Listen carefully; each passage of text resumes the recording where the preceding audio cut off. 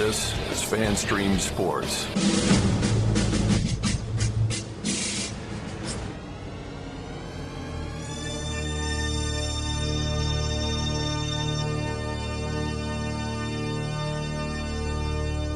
Can I please have your attention? And I need all of you to stop what you're doing and listen.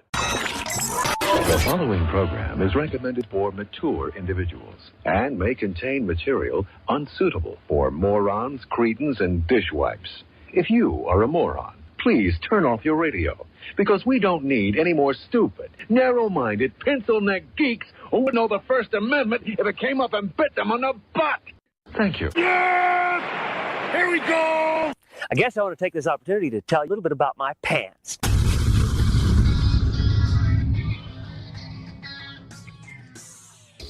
Oh, yeah. Welcome into the Colby Sapp IndyCarTim Show. That show that you've tripped and fell and made a big splash in the puddle of. I'm your host, Colby Sapp, alongside the guy that is, well, he's punching buttons on his phone right now because I don't know if he halfway cares about where he's at, but he's here. IndyCar Tim. What's up, Tim? Is it okay for me to keep casually sexting? I mean, how do you post videos to Facebook? We're glad you're here. We have a wonderful show for you guys today as we have our normal everybody kick each other in the balls open, followed by a little bit of what day is it. And then after that, the Woolly Bully comes on live to talk a little bit about what those Dallas Cowboys did in the draft and the free agent signings, or the secondary draft, as I like to call it, to where you start picking up the people that you didn't pick up during the draft. The UFTAs. Yeah, the afterthoughts. Yeah. Yeah, right. The afterbirths. Mm-hmm. So we're going to go through all of that, pick the Woolly Bully's brain on all of that. Then we're going to get into a little good, bad, and ugly, followed by a mystery shotgun with a Marvel team that's possibly getting their debut that I quite frankly didn't think would ever make its way to silver screen or a tiny screen, and looks like it's going to happen. And that's really kind of cool news, especially for Wolverine fans. So y'all need to check that out. Then we've got our little back and forth tit for tat as we're going to be ranking the DFW front offices and head coaches, and probably some hot sports opinions are going to be thrown about during that. And then if we have enough time, I've got some news and notes that involve Florida. But before we get into all of that, Tim, it's time for probably a new segment as we intro, as I want to issue forth something that's been going through my brain while driving around in my van. I'm going to call this segment Van Thoughts. Van Thoughts by Colby Sapp. So for those that don't know, I do have a day job, and during that day job, it primarily involves me inside of a work van driving to different destinations. That's pretty much what happens with this thing. I have Van Thoughts music for you. I dig it. Probably a little bit more Scooby-Doo themed next time, right? We're in the Scooby-Doo van because my van, let me just say, my brain doesn't function like the normal everyday person, I don't believe. This is the only brain that I've ever been involved with. So, but still, it seems like the things that get rattled around and bantered about in my brain are probably different than everybody else's. Right. But here's one for you. So this goes to, what if the creationism isn't right? Okay.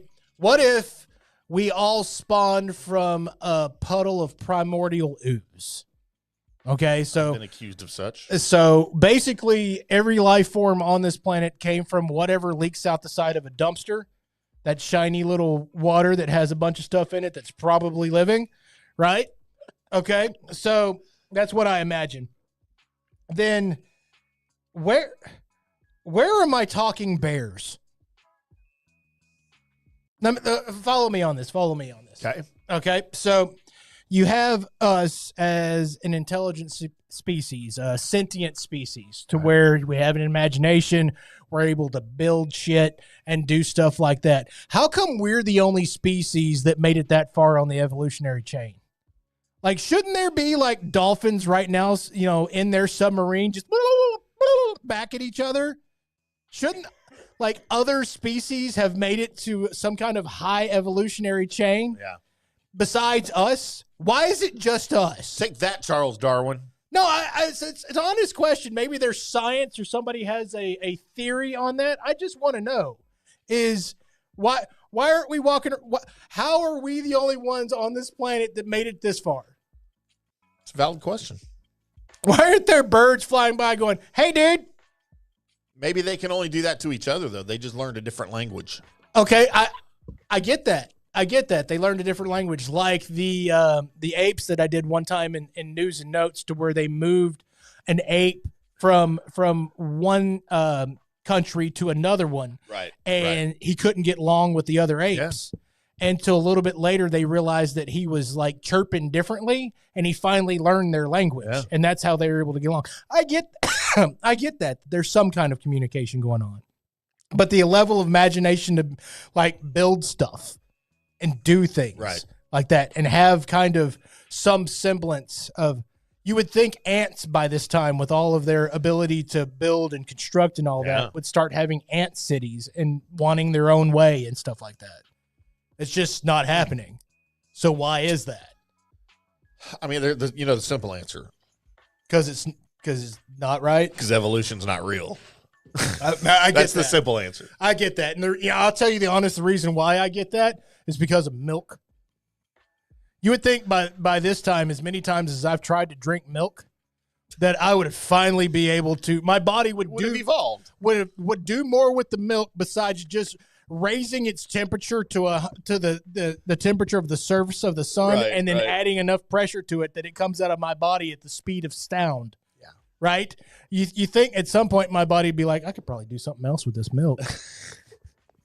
And it doesn't. So that is my total reason why I don't believe in evolution. So milk and lactose intolerance disproves the theory of evolution for you. And for me it does. All right. Because you would think after every time that I've tried milk, my body would finally figure out and be like, this is actually what? Protein and calcium? We could do something with this. Maybe make it work. Yeah, we should be able to do something with this in our body. Instead of just cooking the hell out of it and then, again, sending it out of my body at the speed of sound. And I wish I was lying to you, by the way. He's not. I'm really not. It's a horrible experience. I remember the first time I had this experience. With lactose intolerance? Yes. So I was 14 or 15 years old, and I was over at a buddy's house. By the way, had a mad crush on Buddy's sister. Like, mad crush. Do we have a name? She knows her name. I don't. Okay, yeah. Well, you don't have to. Look her up. Don't have to. I might hook up. No. No. You won't.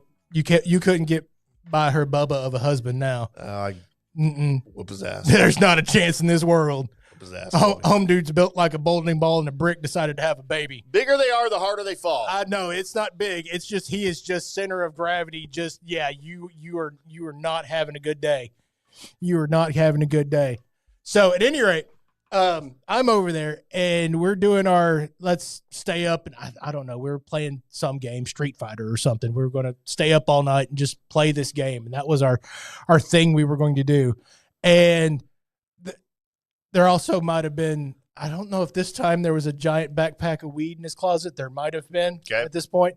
But at any rate, I have to have something to go along with it. So my pick is I picked up like my favorite chips, which were at the time sour cream and cheddar Ruffles. Okay. I picked those up, and then I picked up like a half gallon or gallon of pre-made strawberry milk. Oh, no. And to this time in my life, the thought of being lactose intolerant never crossed my mind. Never occurred to you, did it? Because nothing was happening. Yeah. Nothing was happening. Were you a big milk drinker?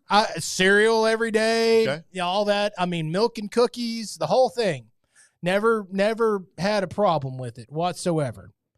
And I remember I was just like pouring a glass of strawberry milk, and I was drinking it, and then pouring another glass, and I was drinking it.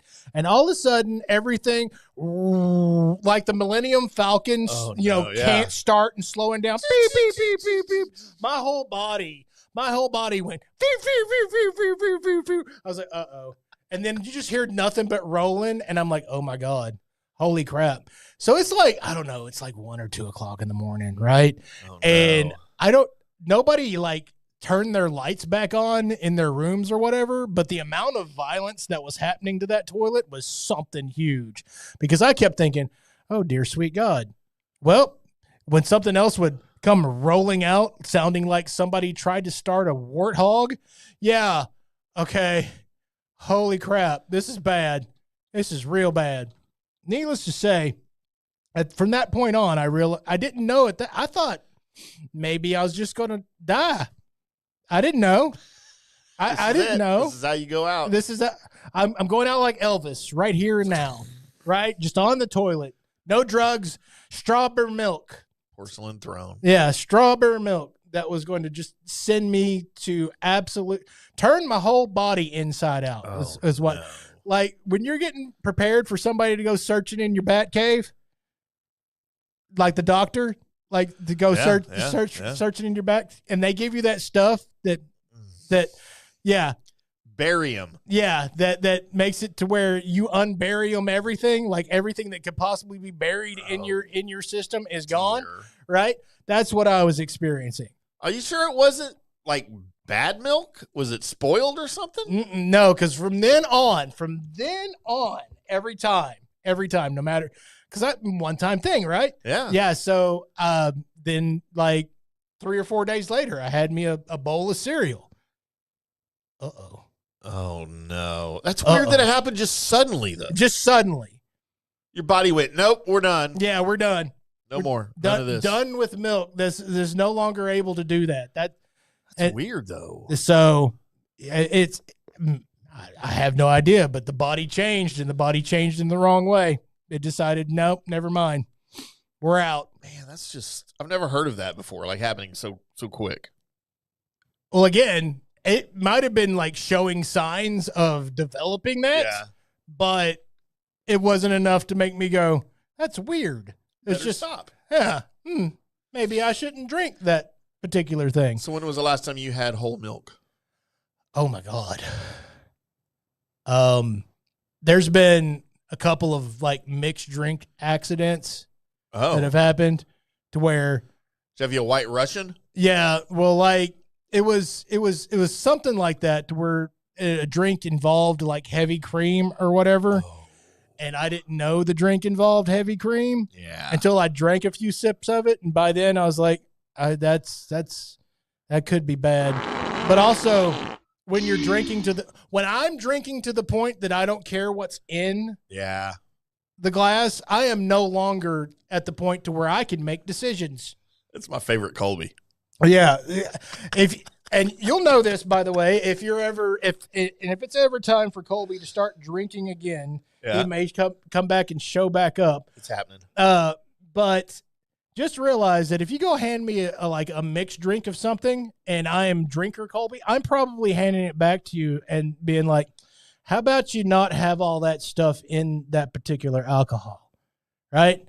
I am the guy that if you're making margaritas, right? Yeah. And you're making, you're fancy with all your stuff in it and whatever, and you hand it to me, I'm probably going to hand that back to you and just say, just send over a few shots of that tequila that you put in there. Leave the mixers out Leave the mixers out of it. I don't have time for that. Colby, I turned down a Jaeger bomb yesterday. And I just said, bring me the Jaeger. Why are you mixing it with, why are you ruining a perfectly good Red Bull with Jägermeister? I love them both, but I love them separately. I don't need them mixed together. I just don't. Yeah, that's me. Like if you're like the Crown and Coke guys. Sorry, Pantera. I like Crown and Coke. But that situation, just give me the Crown. Yeah, I'll take a Coke to drink later. Sure, but just I want to take my medicine first, right? I want to take my medicine first and then worry about the afterthoughts later. By the way, if you have comments on, I don't know, diarrhea or if we came from the primordial ooze, then you can also be texting in on the FanStream Sports text line at 214-937-0569. If you are watching us live and not doing that pre-recorded or just recorded podcast, because I guess we're recording it now. We're not we're live. We're not anything pre. Then you can also comment down below right here on whichever app thing that you're watching us on. And sometimes Tim will actually check them. Yeah, sometimes I'll see him. Right. And if like right now, Space Window gave us the poop and laughy emojis. We're right there with you, Space Window. Yeah, man. Turn my ass into damn outdoor lawn sprinkler. The spray feature. Yeah, my God. Holy crap. Our buddy Ron Gallagher, happy birthday, Ron, by the way. We gave you a birthday shout out last week. Mm-hmm. Shout out to Bailey King Ty Ybarra fighting in Enid, Oklahoma this evening. He's a big, local MMA dude. Like Ron's into all of that stuff. Yeah. He can't make it, but shout out to all great catch ya show. Yeah. Mm-hmm. We love you, Ron. And big shout out to Bailey King Ty Ybarra. Damn right. Appreciate you watching with us today. Damn right. And if there's an opportunity to hit the like button or anything along that lines, do that. Just do that, please, and thank you. It beats the logarithm. Yeah. Yes. It walks up to the logarithm and starts thumping on it. Yeah. Like a hippie in a commune circle with the bongos. Banging on the bongos like a chimpanzee. Colby, we got to stay on time today. Do we? We do. We got a guest. What time is it? It's time to move on. Oh, my God. It's time for day. Okay. Hey, Tim. Hey, Colby. What day is today, bud? I'm really unprepared for the question. Why, you're the one that asked for the question. Why are you unprepared? I will tell you, Colby, what day it is. What day is it? As we get into our my favorite segment of this hour. Because you get to read the internet to the people? I just get to read stuff. Okay. Yeah. I don't prepare anything. Cool. Colby, it is National Brothers and Sisters Day. What's up, sis? What's up, bro? Mm-hmm. That's really all we got. I mean, yeah. And maybe my favorite, I was going to save this to last, but I don't know how long I'm going on this. It's National Beer Pong Day. You know what? I still remember that we had a version of beer pong that we played that was involved with a not just the cups of beer, but you had the beer bong mixed in with the beer pong. Oh, that's great. So, needless to say, man, and there were so many things that went through that beer bong that weren't just beer. Mm-hmm. We had we did the bar mat shot at one house party. Okay.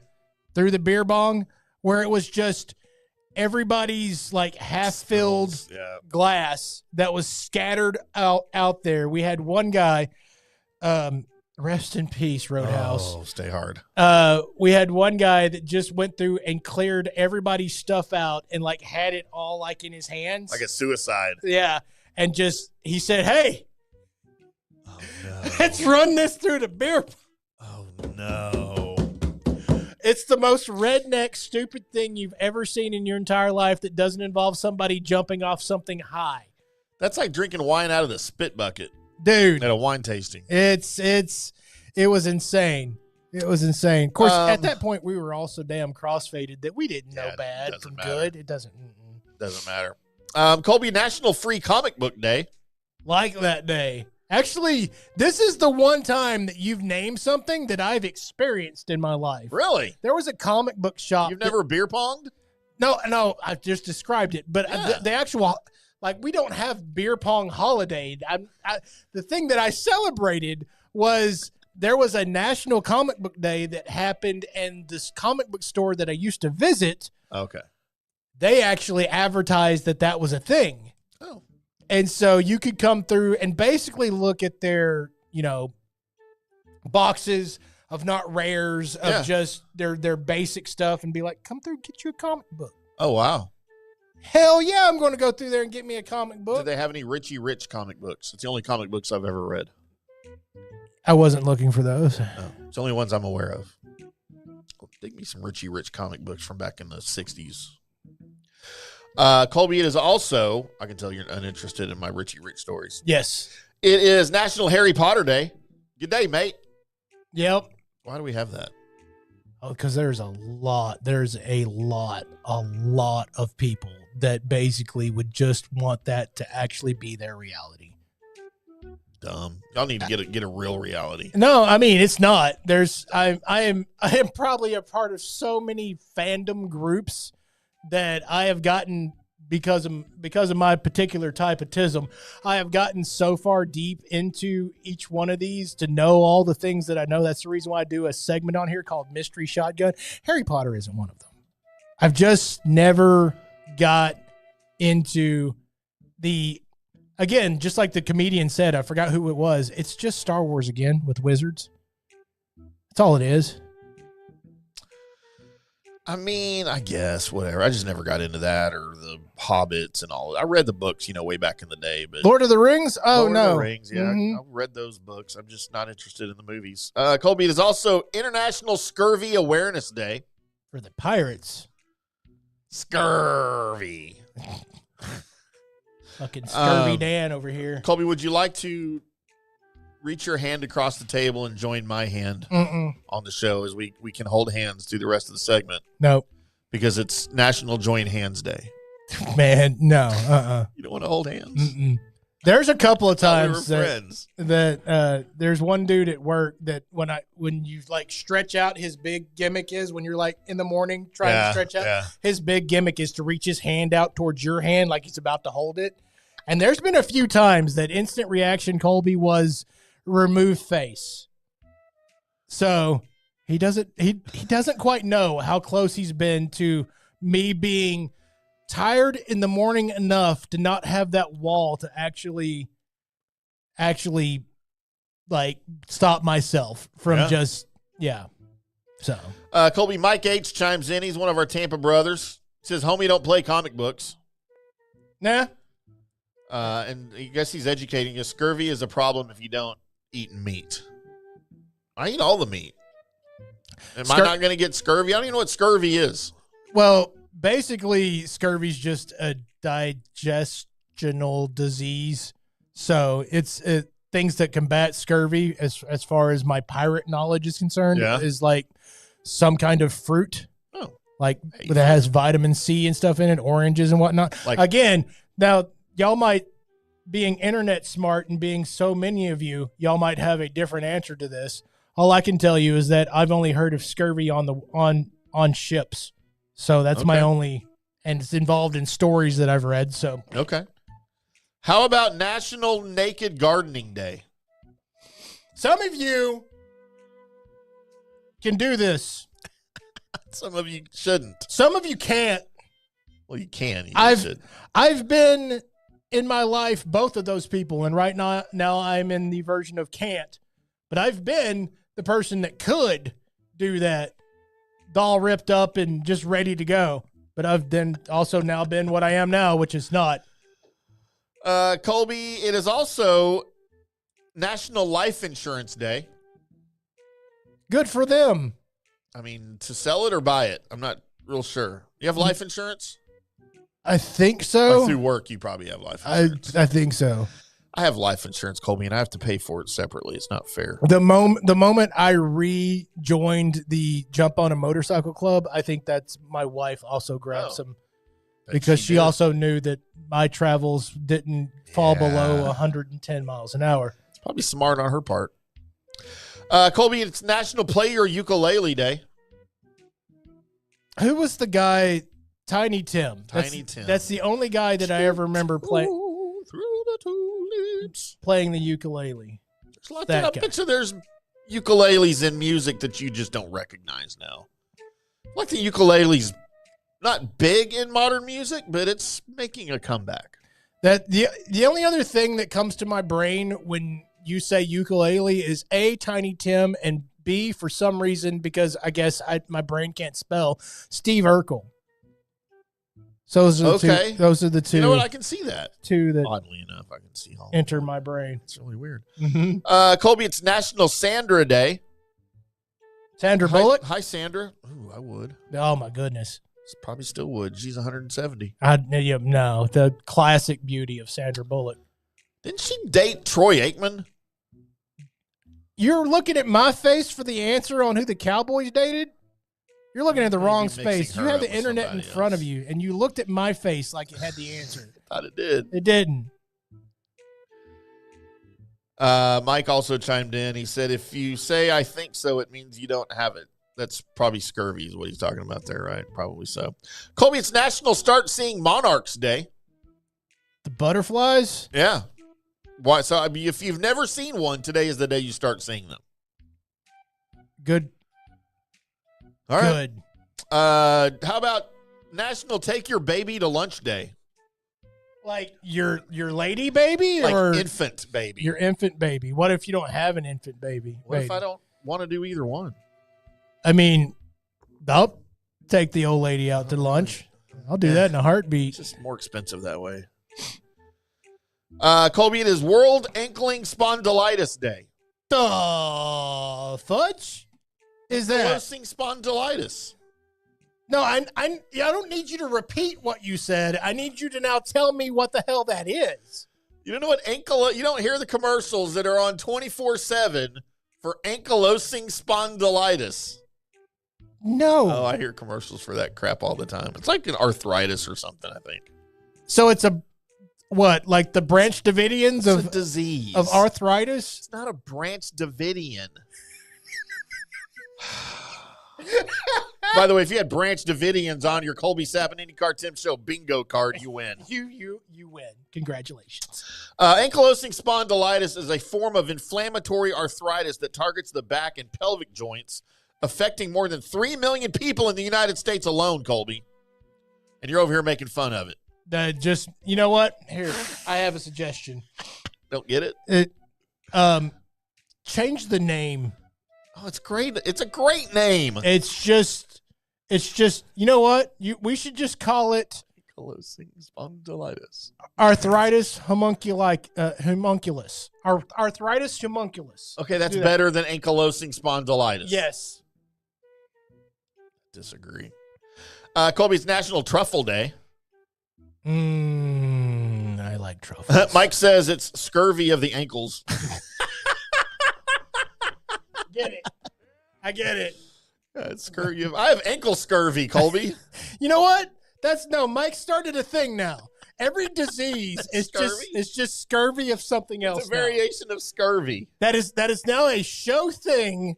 Every like when you tripped and fell on the way to the mailbox and whatnot, you had knee scurvy. I had ACL scurvy. Yeah, you had ACL scurvy. So that's now when we start doing injury reports about sports, it's just going to be what type of scurvy they have. He has pelvic scurvy. We'll start calling it the sports scurvy report. He has sports scurvy, Colby. Mm-hmm. Let's see what else we got here. What was wrong with Jane Cutler? He didn't like sports. He had sports scurvy.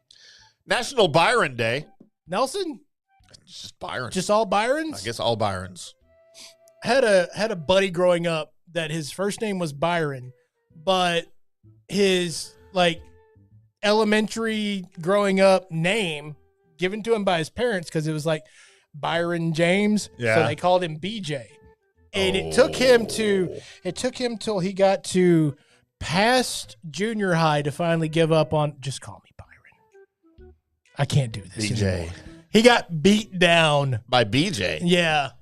I don't get it. What's wrong with BJ? I mean, there's nothing wrong with it if you're getting one. Oh, absolutely nothing. I guess I need you to call me. I don't understand. How do you get a person named BJ? If your desires in this world are for me through my vocal cords to describe what happens during a BJ, you might be something wrong with you. Who or what is a BJ, Colby? No. By the way, I don't know. Mark that. You can use that on the JP Peterson show. What is a BJ?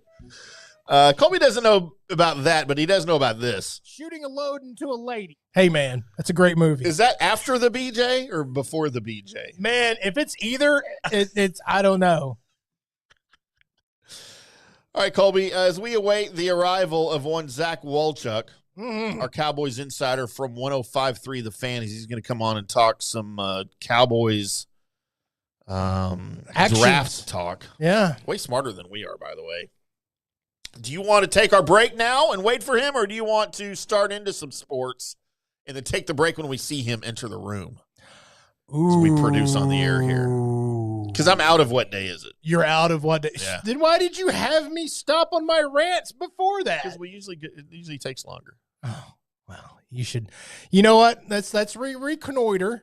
Let's glue ourselves back together, and then we can decide what we're doing after we take a small break. Okay, so we're breaking now. Yes. So That's what coming you're up trying to tell me. next, we're going to be talking to the Woolly Bully from 105.3 The Fan, member of that GBag Nation, and also member of your Dallas Cowboys radio network, as he's going to be on talking a little draft, talking a little free agent signings, and we'll be doing that all next on the Colby Sapp IndyCarTim Show. Hi, golfers. IndyCarTim here. I want to talk to you a little bit about Golf Central. Hi, golf. Supposed to go.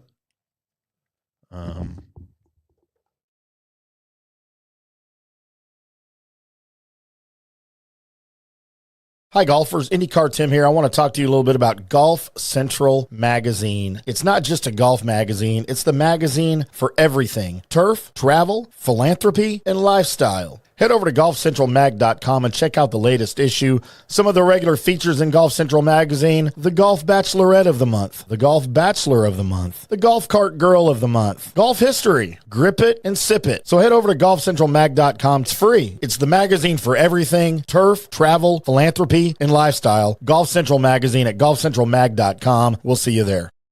Hey folks, let me tell you about Bay Area Modern Medical Center, a very different kind of approach to primary care. Personalized preventative medicine, not a one-pill-fits-all mentality.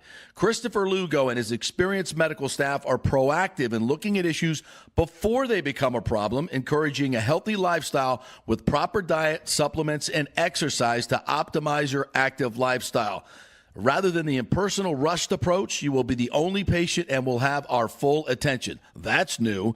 Getting old is inevitable, but feeling and looking old is avoidable. Bay Area Modern Medical Centers are experts in anti-aging regenerative medicine that optimizes your body's performance in many areas. So call for an appointment to get started on a journey back to full health and a happy life with a new, modern way of healthcare. Call 844-977-3477 or go to BAMMC.com. That's 844-977-3477 or BAMMC.com. Today's show is brought to you by Tomstown, a premier craft distillery based in Kansas City, Missouri. Discover their award-winning lineup, including double oaked bourbon, botanical gin, and double grain vodka, named the best craft vodka by the readers of USA Today. Available for online delivery in 40 states. Visit toms-town.com or their Kansas City distillery to explore more. Elevate your game with Tomstown, where history meets innovation. Please enjoy responsibly. Hello, folks. Let's talk a little bit about turf life. And what is turf life? It's pretty much if your life involves turf in any way, shape, or form, you live the turf life. Go ahead and brand yourself with the turf life. Maybe a back window decal, maybe a hat. You know where you can get those kinds of things to showcase that your life revolves around sports and or anything that involves sports. If it's a sports business or sports education or just your enjoyment of the outdoors, head over to turflifeclub.com. Become a turf head. Join the club today. You can do that by going to that said website that I just told you to go to. You can snag your window decal like I was talking about, or any of your other turf life accessories. Show everybody that you live the turf life, and we'll see you there over there at that turflifeclub.com. Although it may seem tempting to go without health care insurance, the financial risk far outweighs the gain you may experience. For example, did you know if you simply broke your leg, it could cost you nearly $7,500?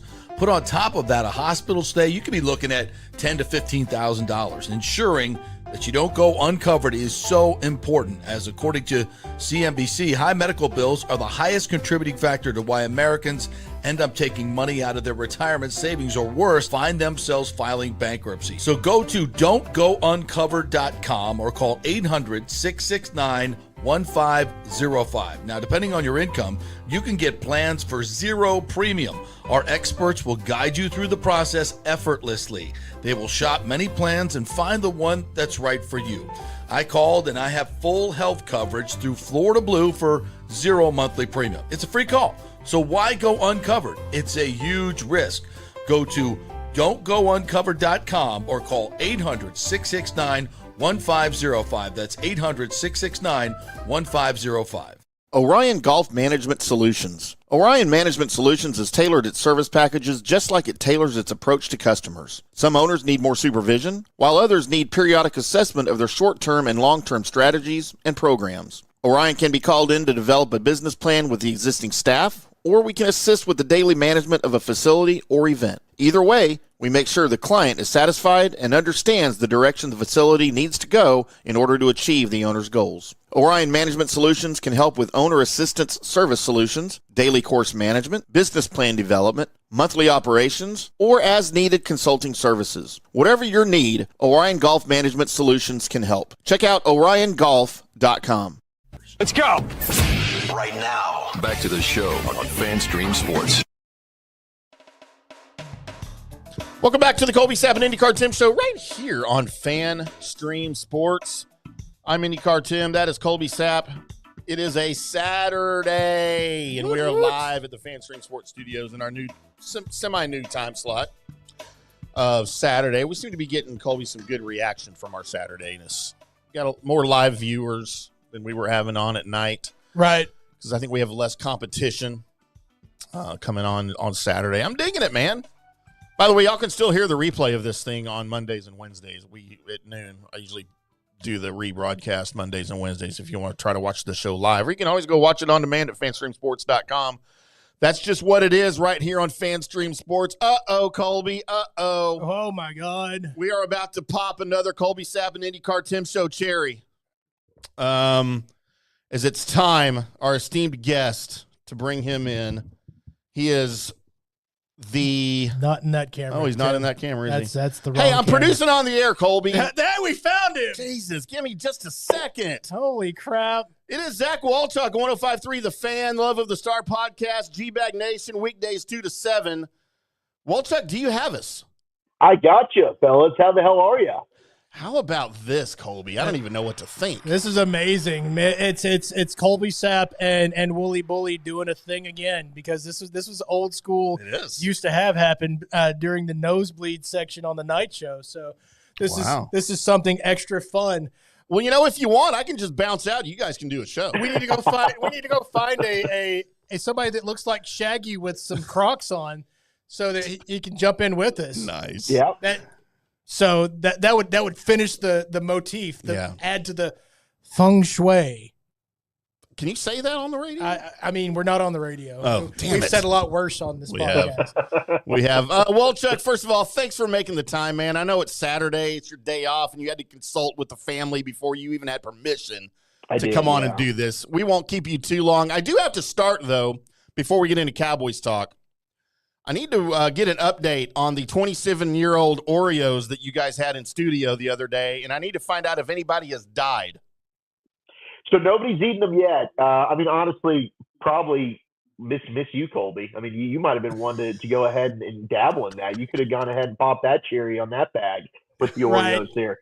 No, I thought about it. I was this close to giving it a try, and then Broadus was like, ooh, I don't know, these kind of smell bad. And then Gavin's going ahead and doing research like, yes, you can get very sick. You've got kids at home. That might not be the best idea. Right. So that caused me to chicken out. Otherwise, man, I'm not one to say no to an Oreo. I don't care if they're from 1999. Give me some milk and let's have some fun.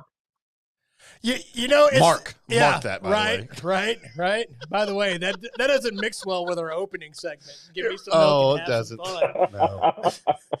So, at any rate, man, it's one of those where you just got to go, right? You just got to, before anybody says anything, before you're aware of the consequences, right?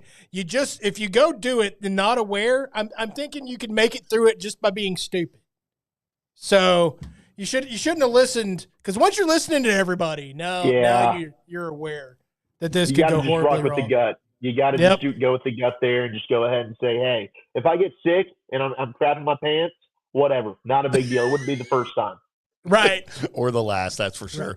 Well, let's get into some Cowboys talk, Wooly Bully, as we're a couple of weeks now removed from the draft. And defense, of course, being the headliner for the Cowboys. 5 of 7 picks were made on the defensive side of the ball, headlined by the dream pick of Caleb Downs, followed by Malachi Lawrence in the first round.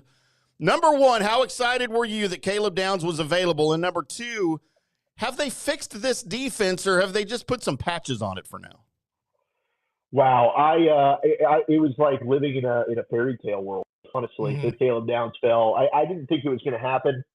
I was stunned the Giants passed on him twice. I think, thank God, Cleveland took the Utah tackle to know. Otherwise, hey, if they take Malinois, the Giants probably then take Downs, then your dream's dead. Did they fix the defense is a great question. I can't say yes. I can't say it's fixed. We got to see it, right? But I do think if there was one player in the draft that could go ahead and get you as close as possible to fix most of your flaws, it was Caleb Downs. You still have a lot of holes at linebacker. I like Jayshon Barham. I think he's better off all linebacker than he is as an edge rusher right now. But, man, I can't count on DeMarvion Overshown to be healthy for 17 games. He hasn't proven that yet, right? I do like the D. Winters trade, but I still think you could use another linebacker. I mean, Curtis Robinson, that dude started like 3 games his entire career. So I think that they've taken a great step with what they added, and Caleb Downs can fix a lot of the communication issues, a lot of the stuff in the secondary when it came to busted coverages and big plays. But I still think that they're a couple of pieces away, but they took a great step in fixing that, because Caleb Downs, man, it still pinched me. I can't believe that he's actually a Dallas Cowboy. Is this the way that the Dallas Cowboys have done this draft and actually the picking up of D. Winters? Is this surprising to you? Does this feel like a change of pace, like a new direction for the Dallas Cowboys? Because that's what it feels like to me. And I was just wondering, with you being so close and centered, does this feel like just a changing of the guard here at the Dallas Cowboys? Yeah, it's definitely one where they've listened to Christian Parker, right? I mean, his entire influence of like, okay, what do I want? I need that nickel slot corner, and I need that safety that can come in. I need a guy that can basically, what did he say? Rush the passer like an edge. I need to be able to tackle and play the run like a linebacker. I need to be able to cover like a corner. Caleb Downs is that player. So they were fortunate that he was able to do that. But I like the Cowboys, and Colby, you know this. When's the last time that Roy Williams, that they drafted a safety this high? Yeah. And we've been waiting since Darren Woodson for a player like this. I mean, it's been patchwork. It's been undrafted rookie free agents like Barry Church. It's been, all right, let's go ahead and sign a Ha-Ha Clinton Dix that can't even make the roster out of mini camps. You know, it's like they're really not using a lot of premium assets at safety and some of these other spots. They go out in free agency. They actually pay money for Jalen Thompson, who's a safety. Now you're drafting one 11th overall, and you're moving back up. So there definitely is a lot of different things that are going on this offseason when it comes to position groups that the Cowboys just never really put high up on their radar previously. You mentioned D. Winters, that trade with the San Francisco 49ers. I was huge on that. I love this dude. He's super young. He's just 25. He's the same age as some guys that were drafted this year still. Got a lot of playing time in San Francisco after Fred Warner got injured last year. He started all 17 games. He's shown he can be durable. The Cowboys want to play him inside. He's used to playing outside. If the Cowboys don't make the big veteran linebacker signing, like I think we all still hope they do, you think D. Winters is capable of being that green dot guy for the Cowboys? Because I still think they need that guy on defense. Yeah, you better hope that he is. I think he's capable. I don't know that he's necessarily the guy that you want to do that, because I'm with you, man. I'm still trying to find a way to get Jordan Brooks on this roster. Yeah. But then Jordan Brooks has also said, like, I don't love wearing the green dot either. So I think that he is. But to be honest with you, I don't really give a damn who they say is wearing the green dot. The guy who's going to be doing all the communicating and getting everybody set up is Caleb Downs. So right. I would just give it to him. I would just give him that responsibility. He's the smartest defensive player on your football team day one, and he's going to end up being the leader. You finally got your Dak Prescott of the defense in Caleb Downs, and they've needed a leader. Micah could talk about how he wants to be a leader. He wasn't a leader, and in fact, he divided the locker room with him and DeMarcus Lawrence having that type of tip that they had. So to me, I don't know. I'm hopeful he Winters. I think he is capable. But I think at the end of the day, it's going to be Caleb Downs. It's really kind of mastering everything for you.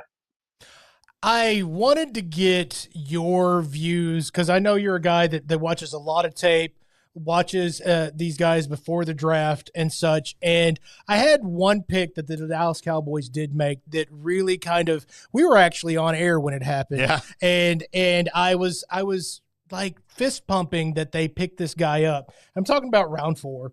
They pick up the cornerback from Florida, Devin Moore. Yeah. And when I would see Florida games, he would stand out to me. Now, that being said, I don't have as much of the keen eye of watching this as somebody that would be viewing draft prospects.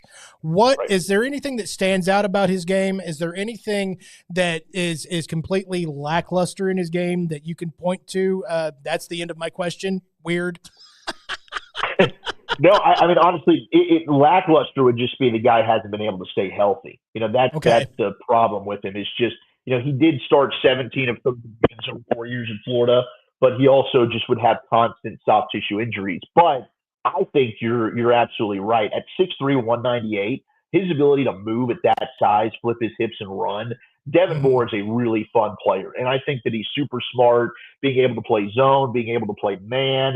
He's a guy that is just very cerebral in his intelligence, double moves. They're not going to fool him there. He's got good recovery speed. You can really do a lot with him. I even think you could shade and play a little bit of safety for you. So for me, I love that pick in the 4th round, getting Devin Moore. In fact, of the 3 that they took, Devin Moore, I agree with you 100%. He was my favorite. I got some questions on Drew Shelton. I think LT Overton will be a solid rotational guy. But Devin Moore, I think, is going to have to play this year for you. And if they can keep him healthy, I think they actually stole one there in the 4th round. Now, I will say that LT Overton needs to change his front name because I think he plays a different position. I was just about to say that because that pick was also made while we were on the air last week.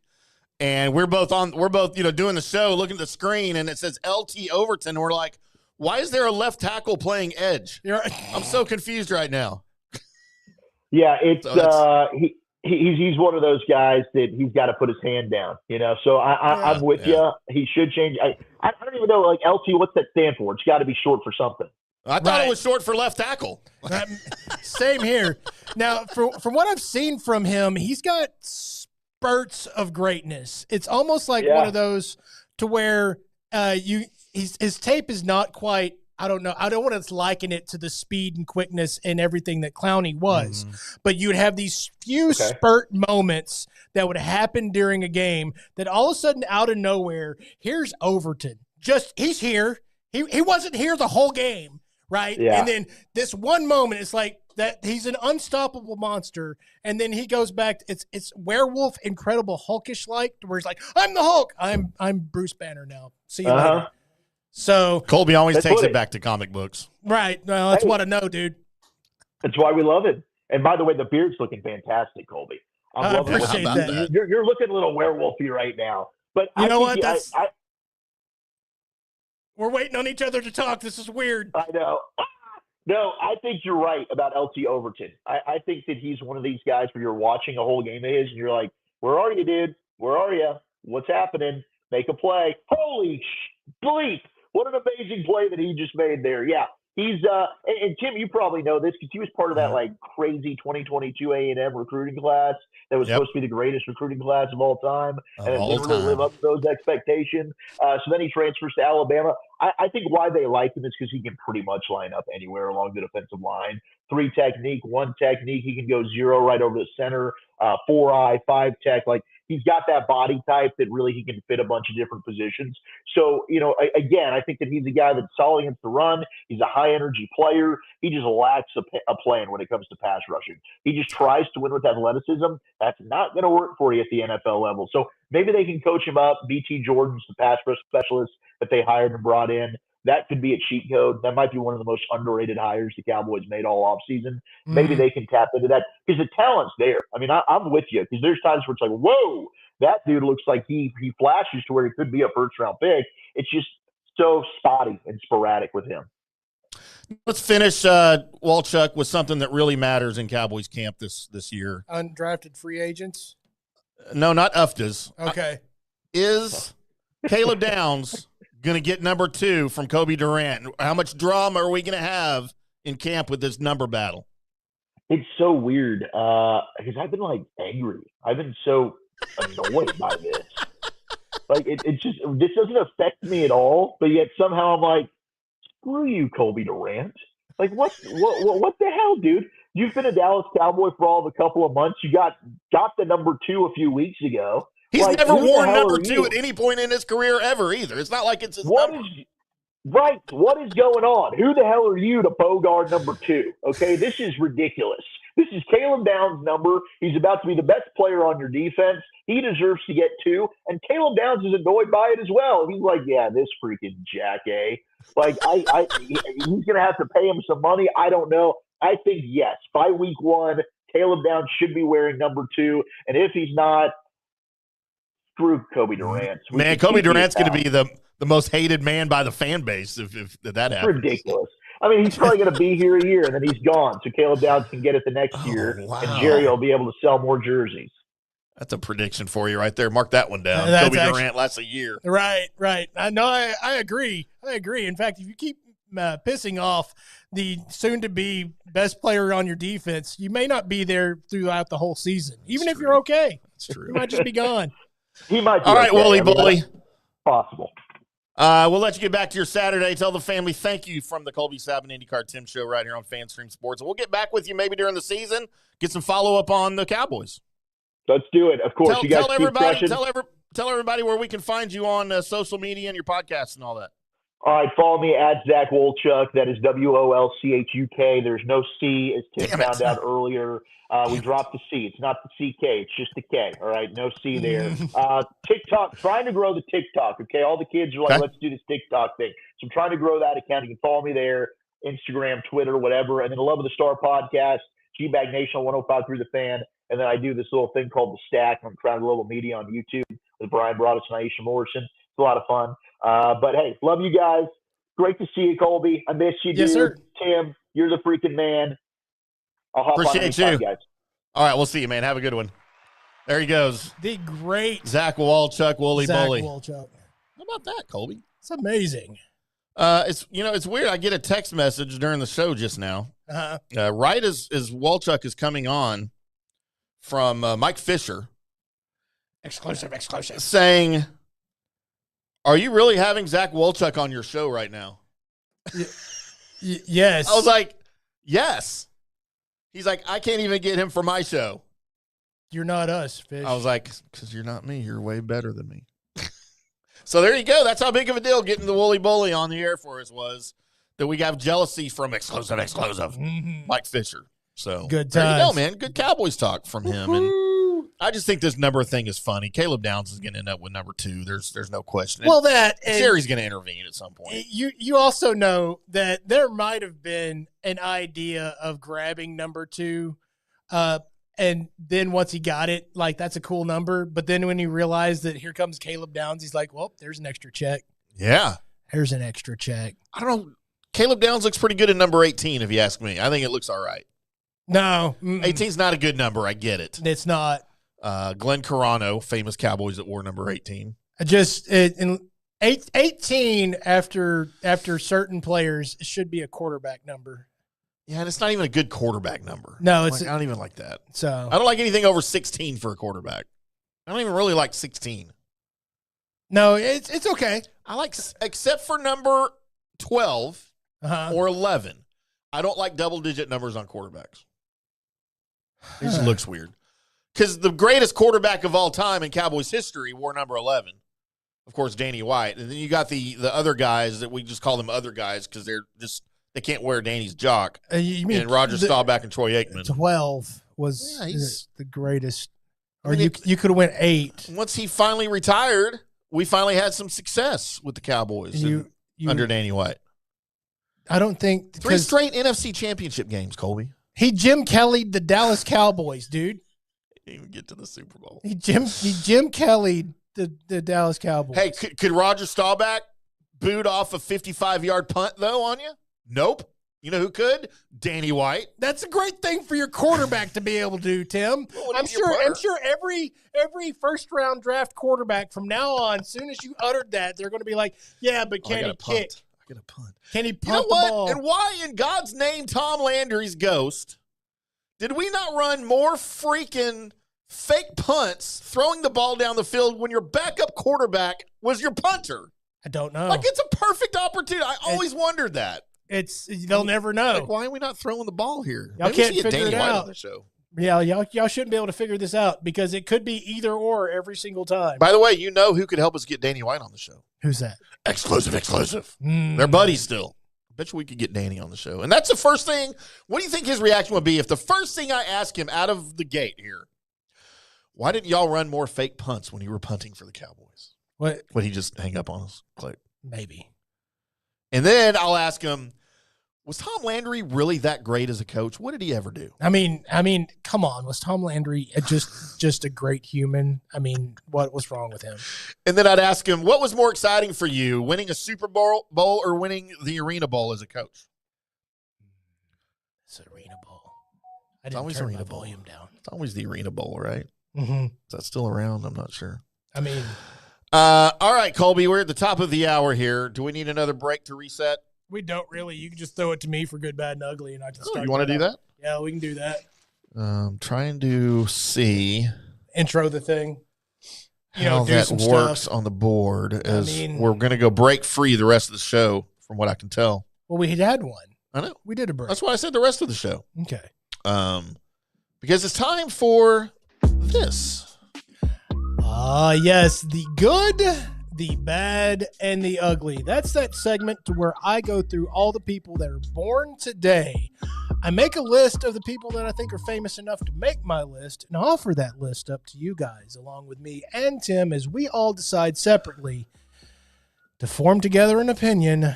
Who is the good person? Who is the bad person? And who is the ugly person on this list? Now, this is, of course, the gooder, the badder, and the ugliest, or the uglier. So who is, out of these people, who's the ugliest?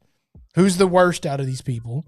Now, it could be that it's all good people, right? And so the worst out of them could still be a good person, right? So starting off today, we've got two. From your Texas Rangers, we have two. Wow. 38 years old, one Neftali Feliz. Ooh. And 41 years old, one Jared Saltalamacchia. One of the longest names in MLB. Not the longest. No. Not the longest, but yes. Your catcher had the alphabet on his back of his jersey. Yeah. Okay. All right. Two notable Rangers, but I would also say two. One's more nondescript. One's more nondescript than the other. Which one's nondescript for you? The Jared Saltalamacchia is more nondescript. I would go the other way. Than Neftali Feliz? Yeah. Didn't Jared Saltalamacchia, didn't that trade bring Neftali Feliz here? The trade of him did, yes. The thing that he was involved Atlanta? with. But there for a little Elvis bit, Andrus and your whole reason for living in your bullpen was to get to Neftali Feliz. Yeah, and he was I don't know. He to me, he never lived up to the hype. I mean, he did. Remember when he got the yips? Yeah, well, he didn't quite get the Chuck Knobloch disease. No, he never got that bad. Or the Steve Sachs disease. Or who was the pitcher that had to turn outfielder? Rick Ankiel. Rick Ankiel, yeah. By the way, Rick Ankiel, king spondylitis. Yeah, he had pitching scurvy. He did have pitching scurvy. By the way, go watch. If you've never seen this and you're a baseball fan, maybe you're a newer baseball fan and you don't even know who Rick Ankiel is. Go watch his, because at one point he was en route to be pitching greatness. At one point he was really, really, really good. And then he went from he could hit any point of a strike zone with the ball wherever he wanted, total command. He went from that to not being able to hit the catcher. Yeah. It would go to the wall. Legit yips. So And then he went to center field and was a power hitter for a little bit. Yep. Resurrected his career as a hitter. But I'll tell you, his pitching style on the mound, one of my favorites. Yeah. One of my favorites. Yep. It just looks smooth. So, yeah, you should go check out some Rick Ankiel. He's not even on this list, so don't write him down. He's not part of the good, bad, and ugly. He just came up in conversation. Master of the Sidewalk Slam passed away in 2004, the Big Boss Man. Who? The Big Boss Man?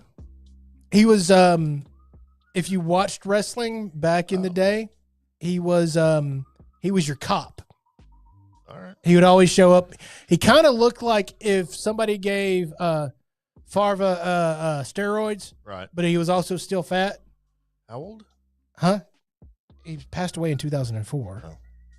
So he's not aging anymore. No, he's not aging. But I remember I actually acquired one of his moves for my moveset when I was wrestling. And it was his finisher, but I didn't use it as a finisher. It's just you bounce somebody off the ropes and you pick them up like they're in a recliner, like laying back, and then you just you just lay them on the ground, basically. And I did that because Big Boss Man was somebody that I thought was cool in wrestling. And you know what? I don't know if anybody else did. I think I was one of the only ones that really liked Big Boss Man. And that's why he made the list. Never heard of him. Turning 41 years old today, one of the masters of the left turn, Kyle Busch. The lesser Bush brother. Isn't Kurt the one that everyone hates? But didn't Kyle the one that ended up winning more later? Probably more races, yeah. Yeah. So. All right. I thought are they not twins? I thought they were twins. Shouldn't they both be having birthdays? And twins. Y'all know that reference, and I love you. I don't know why I put her down, probably so that you could look her up. Turning 46, I think that's a 6. Too old. That could be a 2. We'll find out. We'll find out. It's good God, when your writing is like this. Ellie Kemper, ELLIEKEMPER. Ellie Kemper. Give her a look-see. All right, Ellie. Bring me the head of Ellie. You probably want the rest of her, too. Kemper. Ah! Oh, I know she is. You do? Yeah, she was on The Office. Okay. She was Erin on The Office, and she was in the Unbreakable Kimmy Schmidt TV show, too, for a while. By the way, mark whatever sound came out of your mouth before you... Just mark that. I want that as a sound effect later. Make a sound. You went, ugh. Yeah, she's... So she was way hotter at a little bit younger age, Colby. She hasn't. That happens. It shouldn't. She should be able to maintain that look. I mean, age does things. We'll stop it. Okay. Stop. Y'all stop getting older, you hot chicks. Yeah, she's super cute. I like her a lot. Paul George turns 36 years old, the PG-13, which I thought that nickname should have caught on more than it did. PG-13? Yeah, because he wore number 13. He wore number 13. Did, yeah. I've never liked Paul George. He was always an almost should be ranked higher, but he just never quite made it there. It's like there was time for buckets to happen, and Paul George had his moments and will probably have his moment at some point. But most Hall of the time, Famer? In basketball, yeah. I think so too. Yeah, in basketball, yeah. But it just never quite carried to that next level that I thought he was going to be at. Yeah, so, he was hurt a lot too, wasn't he? Yeah, it was that, but it was also, NBA changing teams. Yeah, I hate that too. As the old man in me wishes that everybody would just stay on the same team for the most part and stop moving around so that everybody in a fan, you can get used to a player in a jersey. Right. And that way you can get used to either loving that player in that jersey or hating that player in that jersey. Right. And making the fandom have a more visual acquisition of your attributes instead of just looking for, well, there's his face and his laundry too. Right. Want it to match, right? So I think that would help a lot of us really catch on to today's NBA. Just make it match a little longer. Just don't let LeBron play anymore, and I'm in. I'm back in immediately when LeBron retires. The reason why you don't like LeBron is because you believe he is the one that manufactured the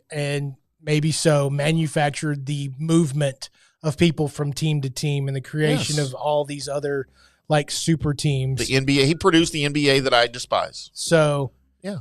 I mean, I get it. I don't blame him for it because it's made him a lot of money. Okay. I don't but I don't have to like it.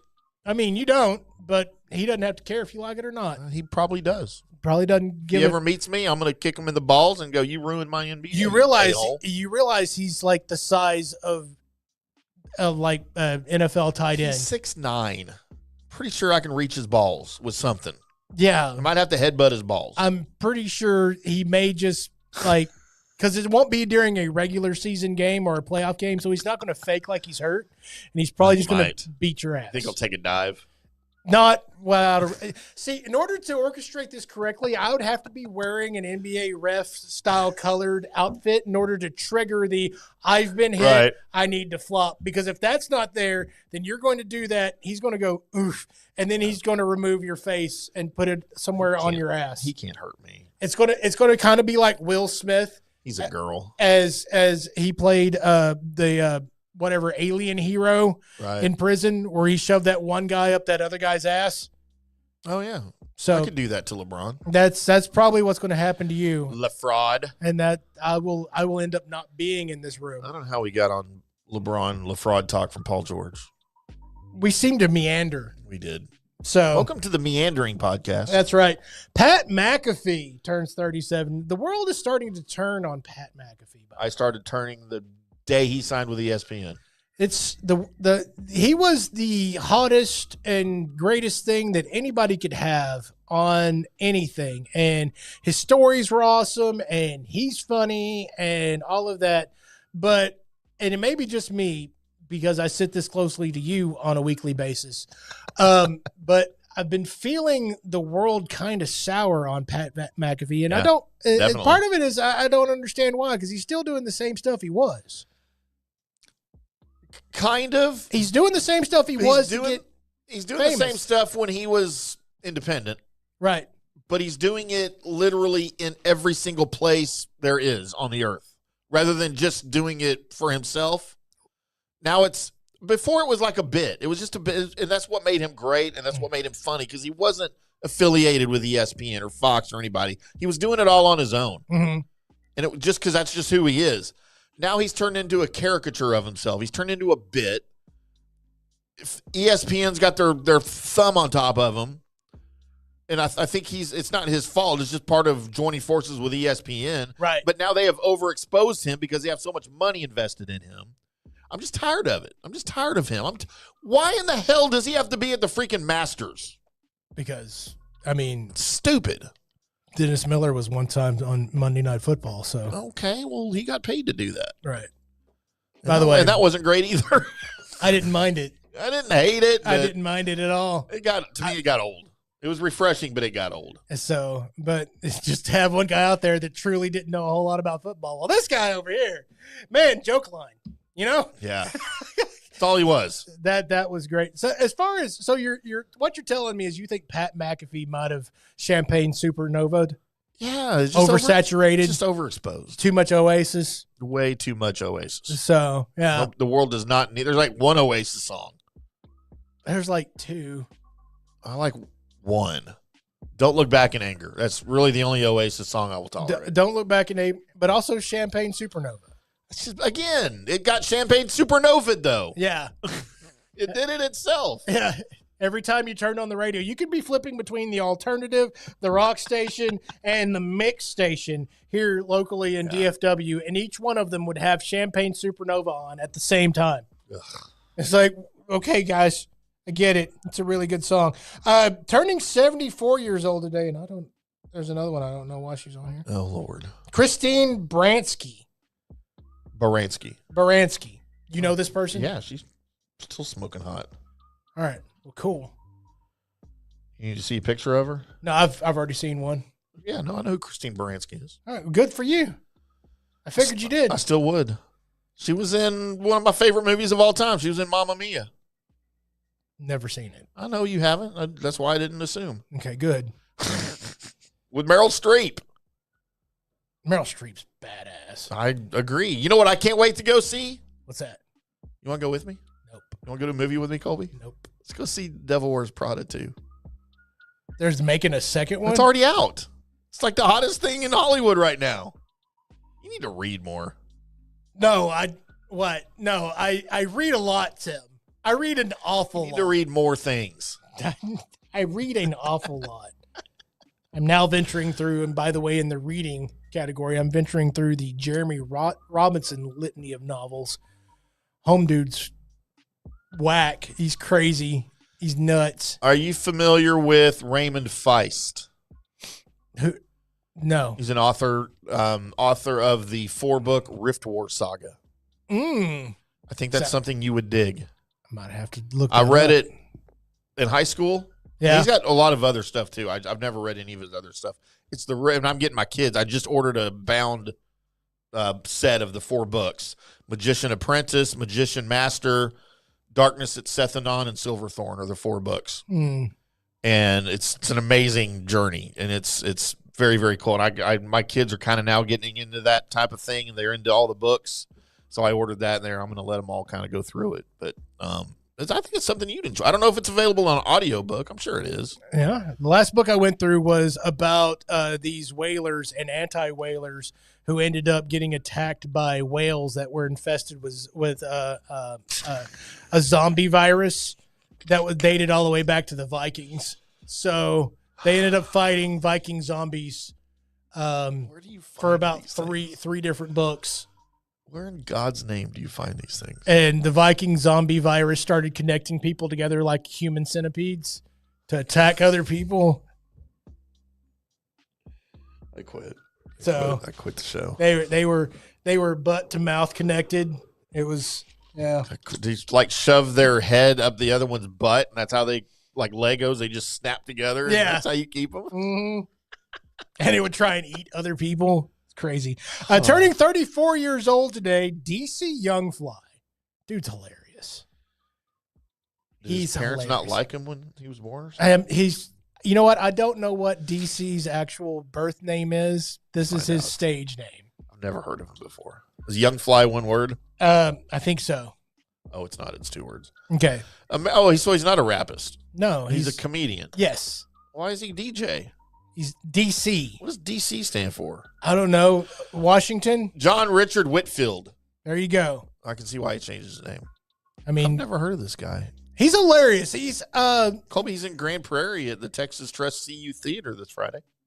But you know what? Might actually want to go. You want to go together? No, I don't want to go with you.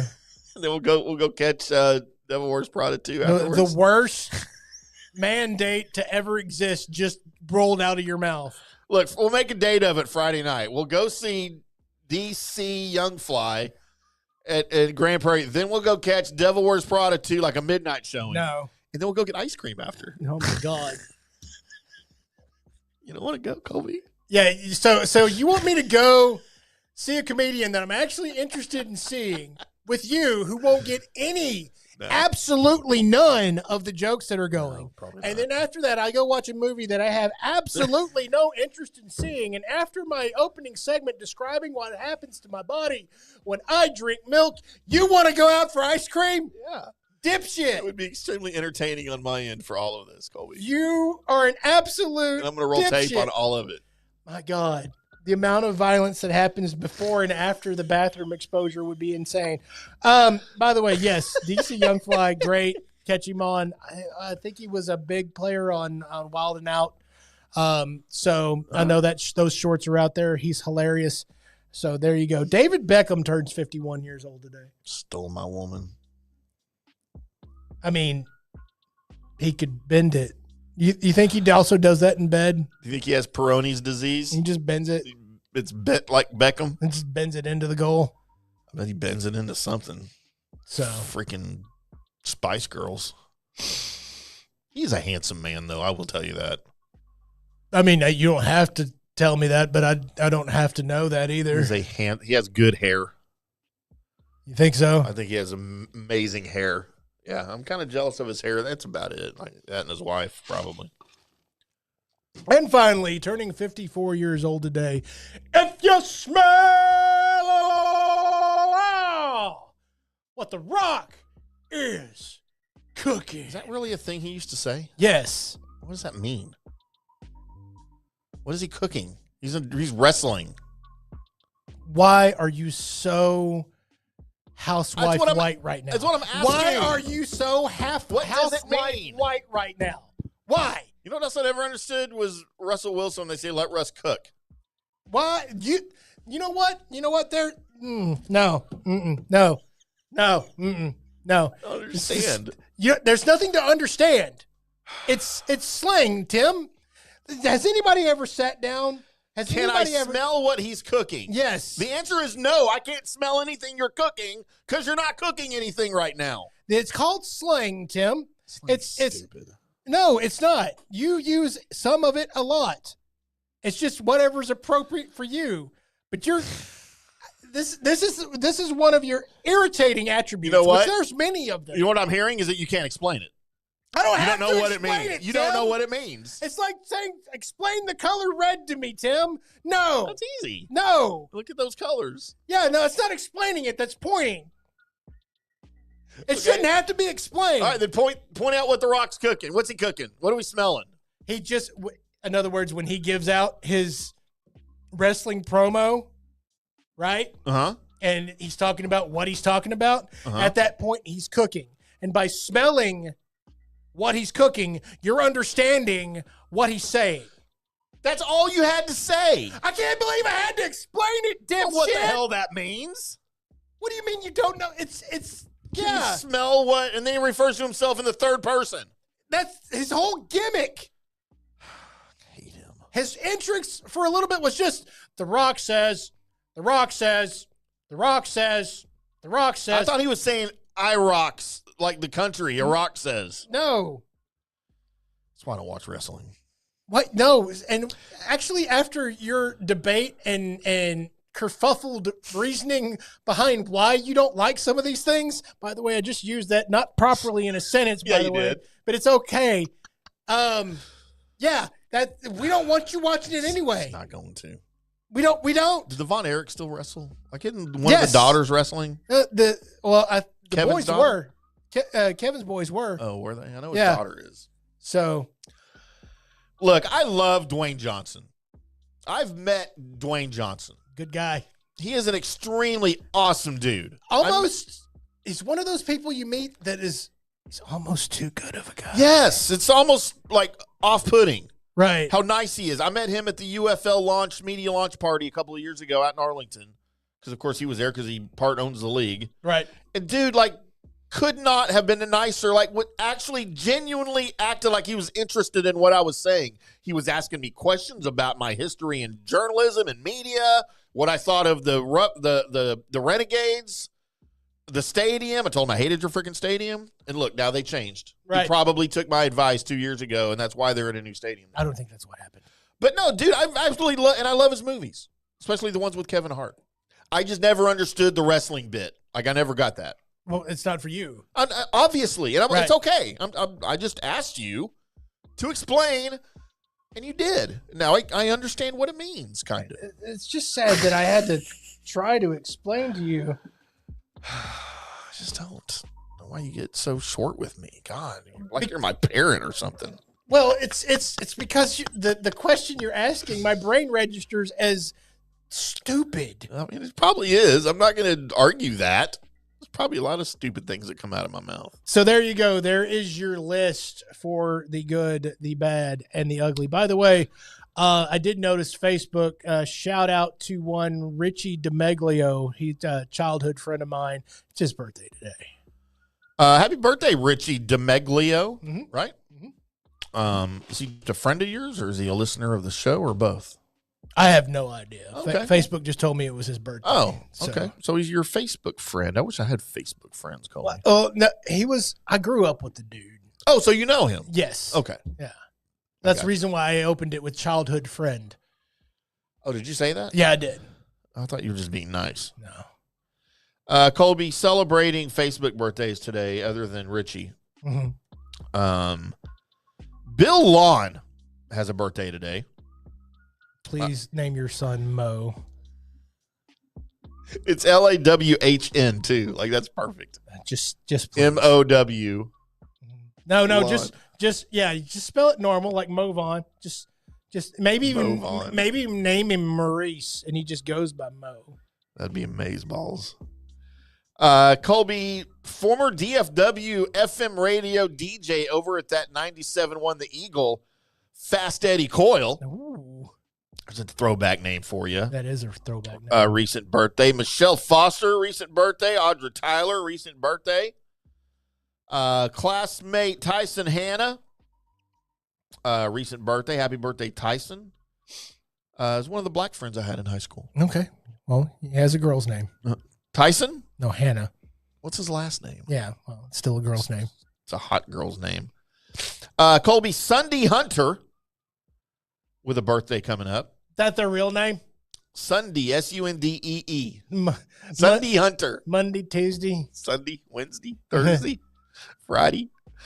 One of my all-time favorite bartenders in the history of female big boob bartenders. Oh, man, that's a big history. Jordan Lake has a birthday on Monday, Colby. Happy birthday to her. I'll be probably seeing her tonight. Yeah.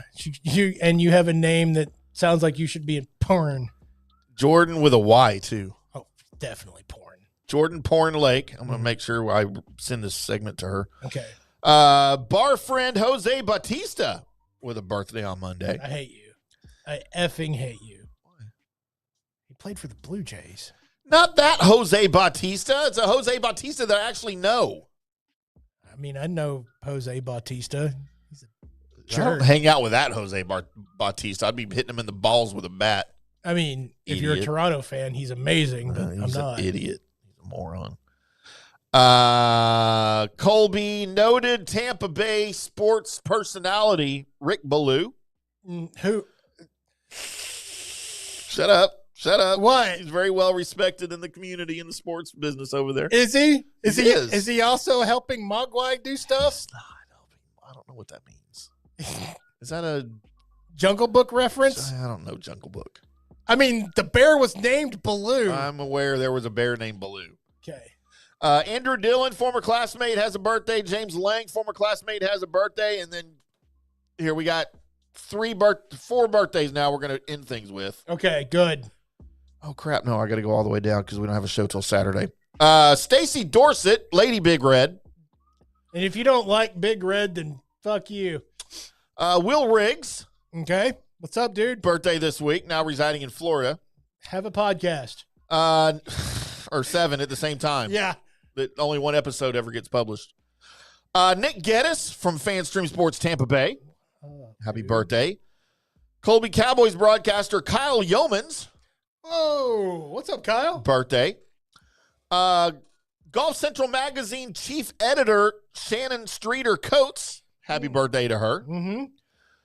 Colby, close friend, confidant, and owner of the Frisco Rough Riders, Chuck Greenberg, has a birthday this week. Show. He said he'd come on the show. We need to talk some baseball with him. You need to actually know who the Rough Riders are. I mean, I've seen them. When's the last time you went to a Rough Riders game ever? Want to go together? Nope. Then we can go get ice cream after? Or we can get ice cream there because they come in the little helmets. Right. You know what else will be coming in little helmets? Mark.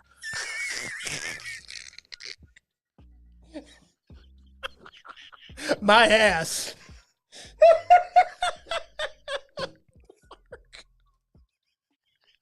Jesus Christ. I can't wait. Oh, God. All right, Colby. I want you to ruin JP's day with that drop. His whole life would be ruined during the middle of the JP Peterson I'm show. just going to randomly play it, and he's not going to have any context. What did you just say? God almighty. Problem is he has real sponsors over there. Not anymore. Not anymore. Do it. I can't see because I'm crying. You wait for him to get into stadium talk where he's real serious. Oh, my God. And then just play that. You know what else? You know what else be coming in those helmets? Oh, Jesus. Help me, Jesus. Oh, God. Please help me, Jesus. If you don't make that into a short, man, fuck you, dude. Clip that. There, now it's a short.